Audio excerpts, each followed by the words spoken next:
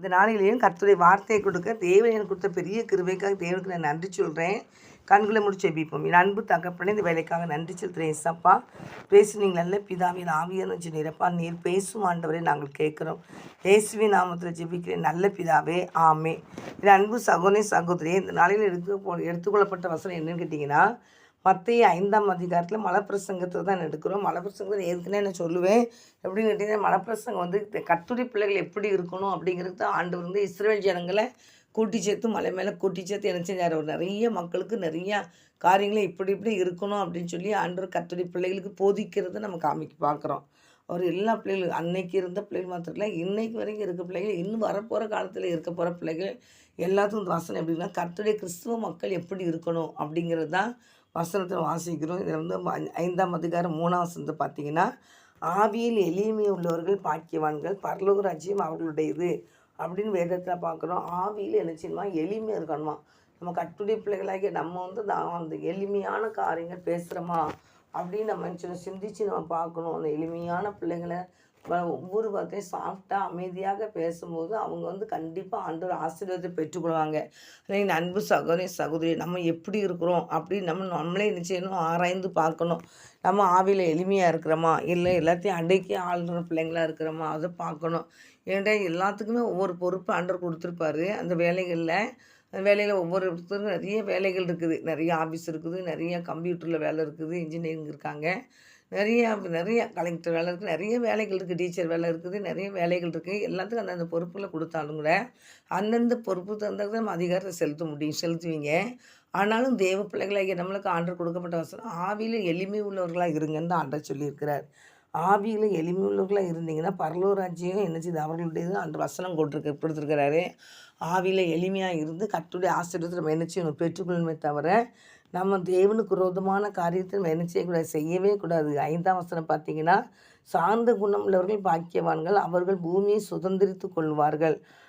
ஆவியில் எளிமையுள்ளவர்கள் பரலோராட்சி அவருடையதுன்னு போட்டிருக்குது. சார்ந்த குணம் உள்ளவர்கள் பூமியை சுதந்திரித்து கொள்வார்கள் அப்படின்னு சொல்லி வேதத்தில் பார்க்குறோம்.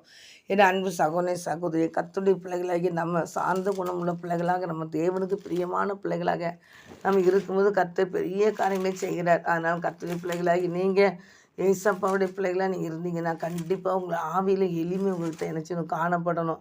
ஆவியில் எளிமை இருந்தால் தான் நினச்சினுடைய ஆசீர்வாதத்தை பெற்றுக்கொள்ள முடியுமே தவிர நம்ம வந்து சில காரியங்களை நினச்சி வேதனைப்பட்டு அடிக்கிறதுலேயும் பிடிக்கிறதுலையும் பயங்கரமான காரியத்தை தலையிட்டிங்கன்னா அதில் வந்து பிரயோஜனமே கிடையாது. இந்த சார்ந்த குணம் உள்ளவர்கள் பாக்கியவான்னு சொல்லிட்டு போட்டுக்கு மாதிரி நம்ம ஒவ்வொரு பிள்ளைகளும் சார்ந்த குணம் உள்ள பிள்ளைகளை நினச்சிடணும் இருக்கணும். சங்கீதம் கூட 37ஆம் சங்கீதத்தில் கூட போட்டிருக்கு, 11ஆம் வசனம் 37:11 போட்டிருக்கு. சார்ந்த குணம் உள்ளவர்கள் பூமியை சுதந்திரித்து மிகுந்த சமாதானத்தினால் மகிழ்ச்சியாக இருப்பாங்க. அப்போ அந்த சார்ந்த குணம் இருக்கும்போது அவங்க பூமியை சுதந்திரித்து கொள்கிறாங்க, மிகுந்த சமாதானத்தினால் மனமகிழ்ச்சி நினைச்சுவாங்களாம் இருப்பாங்களாம்.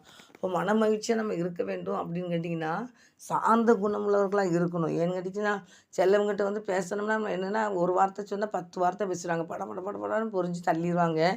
ஆனால் அப்படி இருக்கவே கூடாது. அப்படி இருக்கிறது ஆண்டு பிடிக்கவே பிடிக்காது. வாங்கிட்ட வாயின் வார்த்தைகளை அதிகமாக கொட்டிடலாம், ஆனால் அந்த வார்த்தைகளை எடுக்க முடியாது. அதனால் வார்த்தை தான் வந்து தீயினால் சுட்ட பொண்ணு ஆறிடும், வாயினால் சுட்ட பொண்ணு ஆறாதுன்னு சொல்லி வேதத்தில் இப்போ நம்ம வந்து பார்க்குறோம். அது வேதத்தில் போடலை, அது வந்து அது ஒரு பழமொழி. அப்போ வந்து நம்ம வந்து சில நேரம் வந்து சில மனிதர்களை பார்க்கும்போது நம்மளுக்கு வந்து வீணான வார்த்தைகளை பேசியிருக்கும்போது அந்த வார்த்தைகளை நினைக்கும் போது மனசு நினச்சி ரொம்ப பாதிக்கும். அப்போ பாதிக்கும்போது நம்ம தான் சொல்லணும், நம்மளால் அடுத்தவங்க நினச்சக்கூடாது, காயப்படக்கூடாது. சார்ந்த குணமாக நீங்கள் இருந்தீங்கன்னா கண்டிப்பாக பூமியை சுதந்திரித்து கொள்வீங்கன்னு ஆண்டவர் சொல்லியிருக்கிறாரு. அந்த பூமி சுதந்திரித்து கொள்வாங்க, மிகுந்த சமாதானத்தோடு நினச்சிவாங்களாம், மனமகிழ்ச்சியாக இருப்பாங்களாம். மிகுந்த சமாதானத்தோடு இருந்தால் மனமகிழ்ச்சியாக இருக்க முடியும், பார்த்துக்கோங்க. அதனால் தேவ பிள்ளைகளாகிய நமக்கு மோசையை குறித்து கூட போட்டிருக்கோம். அவன் வந்து மிகுந்த சார்ந்த குணமுள்ளவன்னு சொல்லி பைபிளில் போட்டிருக்கோம். அவன் இந்த மாதிரி ஒருத்தருமே கிடையாது அப்படிங்கிறது. அவன் ரொம்ப சார்ந்த குணமுள்ள இருந்தால் மோசையை குறித்து போட்டிருக்கும், பார்த்துக்கோங்க.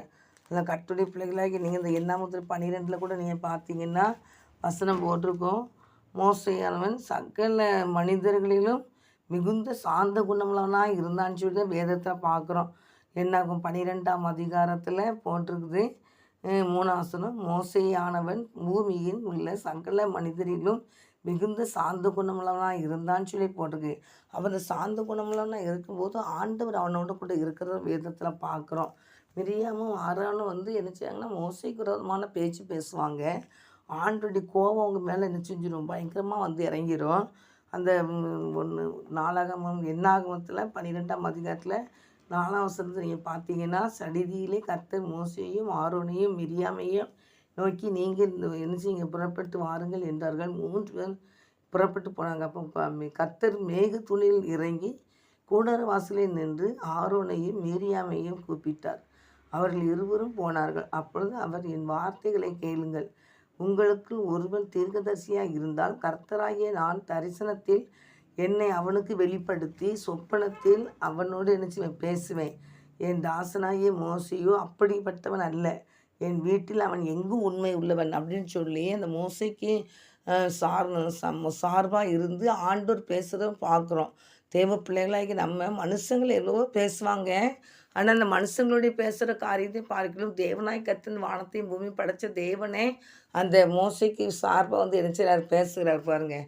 எவ்வளோ ஒரு பெரிய பாக்கியம். அவர் சொல்கிறார், என் 7ஆசனத்தில் என் தாசனாகி மோசையோ அப்படிப்பட்டவன் அல்ல. என் வீட்டில் எங்கும் உண்மை உள்ளவன். உண்மையை தான் அன்று பார்க்குறாரு. சாந்த குணத்தை பார்க்குறாரு, அப்புறம் உண்மையை பார்க்குறாரு. ஒவ்வொரு பிள்ளைகளுடைய முகத்தை வந்து நம்ம பார்த்து எடை போட்டுடலாம். ஆனால் ஆண்டவர் வந்து அவர் முகத்தை பார்த்து இப்போ எடை போடுற ஆண்டவர் இல்லை. ஒவ்வொரு மனிதனுடைய இருதயத்தை அவர் பார்க்குறாரு. கர்த்தரோ மனிதனோ முகத்தை பார்க்குறான், நானும் இருதயத்தை பார்க்குறேன் அப்படின்னு ஆண்டவர் சொல்லியிருக்கிறார். அந்த இருதயத்தை பார்த்து தான் ஆண்டவர் நினச்சிட்டாங்க அவங்க இருதயம் எப்படி இருக்குங்கிறத பார்க்குறாரு. அப்போ அந்த தேவ பிள்ளைகளாகிய நம்ம ஆண்டவருக்கு பிரியமானது என்னன்னு பார்த்து அது தந்தக்க தான் நம்ம நினச்சிடணும் நடந்துக்கிடணுமே தவிர, கர்த்தருடைய பிள்ளைகளாகி நீங்கள் யாராக இருந்தாலும் சரி தான் ஆவியில் எளிமை உள்ளவங்களாக இருங்க. என்கிட்ட பரலோராட்சியும் அவங்களுக்குரியதுன்னு ஆண்டவர் கொடுத்துருக்கிறாரு. அதனால் சாந்த குணமுள்ளவர்களாக இருந்தீங்கன்னா பூமி சுதந்திரத்து கொள்வார்கள் அப்படின்னு சொல்லி போட்டிருக்கு. அப்போ கர்த்தருடைய பிள்ளைகளாகி நீங்கள் பைபிளை வாசித்து வசனத்துக்கு நம்ம என்ன செய்யணும், கீழ்ப்படியணும். ஆண்டவர் இந்த மலைப்பிரசங்கத்தில் என்ன சொன்னார், ஆண்டவர் இஸ்ரேல் ஜனங்களுக்கு என்ன சொல்லி கூட்டிகிட்டு போகிறாரு அப்படின்னு போகிற வழியிலலாம் ஆண்டவர் அவருடைய பிள்ளைகளோட என்ன பேசுகிறாரு, இது நம்ம என்ன செய்யணும், ஒவ்வொரு நாளும் என்ன செய்யணும்னா நம்ம என்ன செய்யணும், அதை அறியணும். அதை அறிஞ்சு அவர்கள் ஆண்டவர் பேசுகிற காரியத்தை நம்ம சிந்தனைகளை கொண்டு வரணும். தேவ பிள்ளைகளாகி நீங்கள் என்ன சொன்னால் ஆவியில் எளிமையாக இருங்க, சாந்த குணமுள்ளவராக இருங்க. அது மாத்திரம் உண்மை உள்ள பிள்ளைங்களாக இருங்க. கர்த்தருக்கு முன்பாக உண்மையாக இருங்க. என்னடா ஆண்டவர் எங்கேயோ ஒரு இடத்துல இருக்கிறாரு நீங்கள் நினைக்கக்கூடாது. ஏசப்பா எங்கே இருக்கிறாங்கன்னா எல்லா இடத்துலையும் ஆண்டவர் நிறைஞ்சிருப்பார். உலகம் முழுவதுமே அவர் நிறைஞ்சிருப்பார். கர்த்தருடைய பிள்ளைகள் மேலே அவர் கண்ணோக்கமாக இருக்கிறாரு. அதனால் கர்த்தருடைய யாராக இருந்தாலும் சரி தான் தேவனாய் கர்த்தர் நம்மளை பார்த்து கொண்டு இருக்கிறார், நம்ம கூட தான் வருகிறார், நம்ம கூட இருக்கிறார், நான் பேசுகிறத அவர் கவனிக்கிறார் அப்படின்னு சொல்லி நீங்கள் கவனிச்சிட்டிங்கனாலே உங்களுக்கு என்ன செய்யும், ஆண்டு பயப்படுற பயம் வந்துடும் பார்த்துக்கோங்க. ஆனால் தேவ பிள்ளைகளே நீங்கள் அவர் இறங்கி வந்து என்ன செய்கிறாரு, பேசுகிறார். அவன் அப்படிப்பட்ட என் வீட்டில் எங்கும் உண்மை உள்ளவன் அப்படிங்கிறாரு. அந்த சாட்சியை கர்த்தருடைய பிள்ளைகள் எல்லாத்துக்கும் என்ன செய்யணும், ஆண்டவர் சொல்லணும். எனக்கு அது இந்த மோசி மாதிரி நீங்களும் உண்மை உள்ளவனாக இருங்க, ஆவியில் எளிமை உள்ளவங்களாக இருங்க, சாந்த குணமுள்ளவர்களாக இருங்க. கர்த்தருடைய பிள்ளைகள்கிட்ட ஆண்டவர் அதை எதிர்பார்க்குறாரு. யாராக இருந்தால் தேவ பிள்ளைகளாகி நீங்கள் ஏசப்பா நம்மளை குறித்து என்ன எதிர்பார்க்குறன்னு சொல்லி பார்த்து நீங்கள் என்ன செய்யணும், அவருக்கு கீழ்ப்படியுமே தவிர நம்ம என்ன செஞ்சிடக்கூடாது. நம்ம அவருக்கு பிரியமில்லாத காரியங்களை எந்த ஒரு காரியத்தையும் செய்யவே கூடாது. என் அன்பு சகோதரி அப்படிப்பட்ட ஆசீர்வாதத்தை நம்ம என்ன செய்யணும், பெற்றுக்கொள்ள வேண்டுமே தவிர நம்ம என்ன செய்யக்கூடாது, நம்ம மனம் விரும்பினபடி போகவே கூடாது. அப்படிப்பட்ட பாக்கியத்தை கற்று நமக்கு நினச்சி வரான் தருவார் அப்படின்னு சொல்லி நம்ம நினச்சி நம்ம பார்க்கணும். அது ஆதியாகமத்தில் கூட 17ஆம் அதிகாரத்தில் கூட ஒரு 1ஆம் வசனம் போட்டிருக்கோம். பாட்டுருங்க. ஆபிரகாமை பார்த்து ஆண்டவர் சொல்கிற ஒரு காரியம் என்னன்னு கேட்டிங்கன்னா, ஆபிரகாம் 17ஆம் அதிகாரம் 1ஆம் வசனம். ஆபிரகாம் 99 வயதான போது கர்த்தர் ஆபிரகாம் தரிசனமாகி, நான் சர்வ வல்லமையுள்ள தேவன், நீ எனக்கு முன்பாக நடந்து கொண்டு என்ன செய், உத்தமனாக இரு அப்படிம்பார். எனக்கு முன்னாடி நடந்து கொண்டு நீ எப்படி இரு, உத்தமனாக இருக்கணும் அப்படிம்பார் ஆண்டவர். ஏன் சொல்கிறாரு, அதுக்கு முன்னாடி ஆண்டவர் பேசுகிறார். 75ஆம் வயசில் பேசுகிறாரு ஆண்டவர். அந்த 75ஆம் வயசில் பேசும்போது என்ன செய்கிறாருன்னா, ஆண்டவருக்கு கீழ்ப்படுகிறார். குழந்தைக்காக அவர் கேட்பார். குழந்தைக்காக கேட்கும்போது அவர் சொல்லியிருப்பார் ஆண்டவர், நான் உனக்கு ஒரு குமாரனை நினச்சி தருவேன், அவனுக்கு நீ ஈசாக்கு என்று நினச்சி நீ பேரிடணும் அப்படின்லாம் சொல்லியிருப்பார். அப்படி சொல்லி அது இந்த இதில் கூட இருக்குது. அதில் தான் 17ஆம் அதிகாரத்தில் 19ஆம் வசனம் 17 ஆதியாகமம் 17:19 இருக்குது.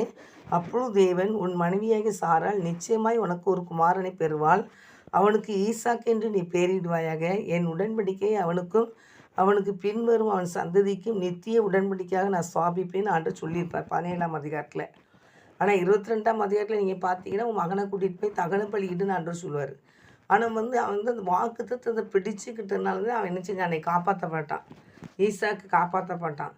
ஆனால் ஆண்டவர் சில காரியங்களை சோதித்து பார்க்குறாரு. அவன் நம்ம சொல்லியிருந்த வாக்குத்தத்தத்தை அவன் நினச்சி வச்சுருக்கானா, எப்படி நான் இந்த ஈசாக்கு விற்றுந்தான் அவனை நான் அப்படி ஆசீர்வதிப்பேன், பின்வரும் சந்ததியெலாம் நித்திய உடன்படிக்கையாக நான் ஸ்தாபிப்பேன் அப்படிங்கிறதுலாம் ஆண்டவர் சொல்லியிருக்கிறார் ஆபிரகாமுக்கு.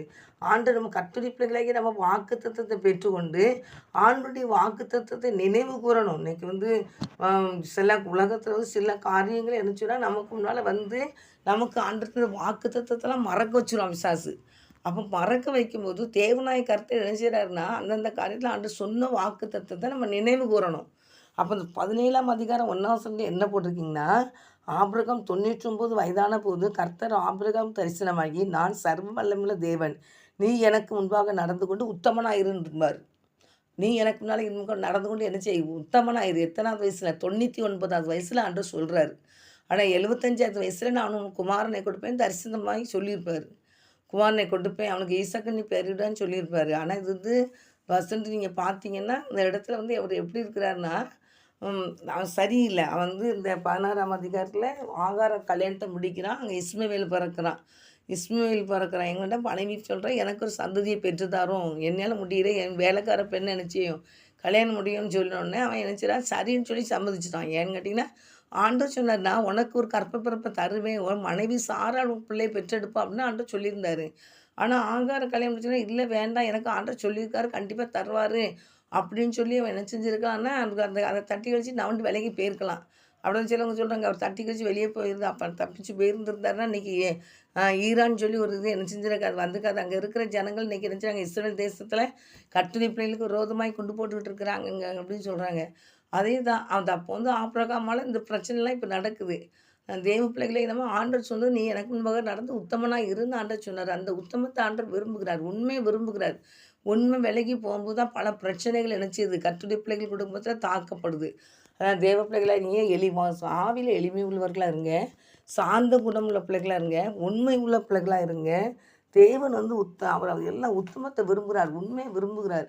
அதனால் அப்படிப்பட்ட தேவன் என்று அவர் பரிசுத்தம் உள்ள தேவன். 1 பேதுரு 14ஆம் அதிகாரம் 15ஆம் வசனத்தை நீங்கள் பார்த்தீங்கன்னா, உங்களை அழைத்த கர்த்தர் பரிசுத்தர், அதனால் நீங்களும் பரிசுத்தமாக இருங்கன்னு ஆண்டவர் சொல்லியிருக்கிறாரு. அவர் உண்மை உள்ள தேவன் அப்படின்னு வேதத்தில் பார்க்குறோம்.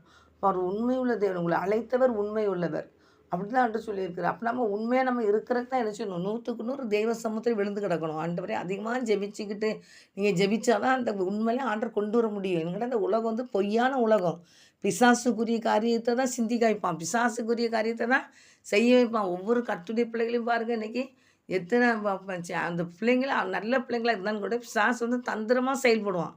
அவன் உலகத்தை பிள்ளைகளை நினச்சிவான். அந்த கர்த்தருடைய பிள்ளைகள்கிட்ட போய் பேச வச்சு அந்த பிள்ளைகளை வெளியே கொண்டு பலவித பாவங்களை செய்ய வைக்கிறதுக்கு யாருன்னா பிரஜாதிகாரங்க உள்ளே அவங்கக்கிட்ட என்ன செய்யணும், அவங்க பக்கத்தில் போய் அவங்களோட பேச வைக்க அவங்கள எப்படியாவது வெளியே கொண்டு கெடுத்துடணும், கெட்ட பேர் வாங்கிடணும், அவங்கள கெடுத்து ஆண்டவர் அவங்கள வெறுக்கிற மாதிரி வைக்கணும்னு தான் நிறையா அவன் பிசாசு போடுறான் திட்டம். அப்போ தான் ஆண்டவர் சொன்னார், அவன் தந்திரக்காரனாக இருக்கான், நீங்கள் தெளிந்து புத்தியாக இருங்கன்னு இருக்கிறார். அதனால் தேவ பிள்ளைகளாக இருந்தீங்க, ஒவ்வொரு பிள்ளைங்களும் நீங்கள் தெளிந்து புத்தி உள்ளவர்களாக இருக்கணும். தெளிந்து புத்தி இருந்தால் தான் என்ன செய்ய முடியும், பாதுகாக்கப்படும், நம்மளை பாதுகாக்கணும். நம்ம ஒரு ஆண்டவருக்கு பயப்படுற பயம் இருக்குன்னா, தேவனுக்காக நமக்கு என்ன செய்யணும், நிற்கிறோம், முன்னால் நிற்கிறோம் அப்படின்னா தேவனுக்காக நம்ம நினச்சிப்போது அது இந்த உணர்வு இருக்கணும். கர்த்தருக்கு முன்பால் நான் இருக்கேன் அப்படிங்கிற உணர்வு இருந்தால் என்ன செய்வாங்கன்னா, அமைதியாக இருப்பாங்க. நீட்டாக ஒரு பெரிய அதிகாரி வந்திருக்காங்கன்னு வச்சுக்கோங்களேன், அவங்களுக்கு அவங்க காவலுக்கு போயிருக்காங்கன்னு வச்சுக்கோங்களேன், ஒரு பெரிய காவல்துறைகள்லாம் இருக்காங்க, பெரிய அதிகாரி வந்திருக்காங்க, அப்படியே சல்யூட் பண்ணிவிட்டு அப்படி நீட்டாக நிற்பாங்கன்னு அசைய கூட மாட்டாங்க. அவங்களுக்கு பயப்படுற பயத்தோடு அவங்க என்ன அந்த பதவியில் எப்படி இருக்கணுமோ அப்படி இருப்பாங்க. சல்யூட் அடிச்சுட்டு அப்படியே அமைதியாக இருப்பாங்க, வாய் திறக்கணும். இதே காரியத்தை ஆண்டுக்கு முன்னாடி நீங்கள் செஞ்சு பாருங்களேன். சலிட்டு அடிக்க வேண்டாம், அவருக்கு முன்னால் வாய் திறக்காதபடியே அமைதியாக அவர் என்ன சொன்னாரோ அதை மாத்திரம் நீங்கள் என்ன செய்யணும், கேட்டு அவர் மனசு பிரசங்கத்தில் ஆவியில் எளிமையாக இருக்க சொல்லியிருக்காரா, எளிமையாக இருங்க. இஸ்ரவேல் ஜனங்களை வழிநடத்தும் போது என்ன சொல்கிறாரு, நீங்கள் வந்து என்ன செய்யுங்க, உண்மையாக இருங்க. மோசே என் வீட்டில் எங்கும் உண்மை உள்ளவன் அப்படிங்கிறாரு. இப்போ உண்மையாக சாந்த குணமுள்ள பூமி சுதந்திரித்து கொள்வார் போட்டிருக்குது. அப்போ சாந்த குணமுள்ள பிள்ளைகளாக நீங்கள் நம்ம இருக்கணும். கர்த்தருடைய பிள்ளைகளாகி நம்ம தாழ்மை உள்ள பிள்ளைகளாக இருக்கணும்னு கேட்டால் வேதாசனத்தில் வந்து நிறைய எழுதலை கொஞ்சத்தை தான் எழுதி கையில் கொடுத்துருக்காங்க பைபிளை. இந்த அவருடைய அவர் செய்த அற்புதங்களெல்லாம் பார்த்தாச்சுன்னா உலகமே காணாதான். யோவான் கடைசி அதிகாரத்தில் கடைசி வசனத்தில் போட்டிருக்கு, உலகமே காணாதான். அவர் செய்த அற்புதங்களை எழுது போனால் அந்த உலகமே காணாதுன்னு ஆண்டு சொல்லியிருக்கிறாரு. அப்போ என்ன செய்யணும்னா நம்ம ஆண்டவர் கையில் கொடுத்துருக்காருன்னா எவ்வளோ சுருக்கமாக எழுதி கொடுத்துருக்காரு, அவ்வளோ சுருக்கமாக ஆண்டவரை பற்றி இதில் போட்டிருக்கு. அதனால் தேவ பிள்ளைகளாகி நீங்கள் ஆண்டவர் பயந்து அவர் என்ன எழுதியிருக்கிறாரு, என்ன சொல்லியிருக்கிறாரு அப்படின்னு பார்த்து இந்த வசனங்களுக்கு நம்ம கீழ்ப்படியும் போது தேவனாய் கர்த்தர் நம்மளை ஆசீர்வதிக்கிற தேவனாக இருக்கிறார். இந்த வசனத்துக்கு நம்ம கீழ்ப்படியும் போது தேவனாய் கர்த்தர் உயர்த்துகிற தேவனாக இருக்கிறார்.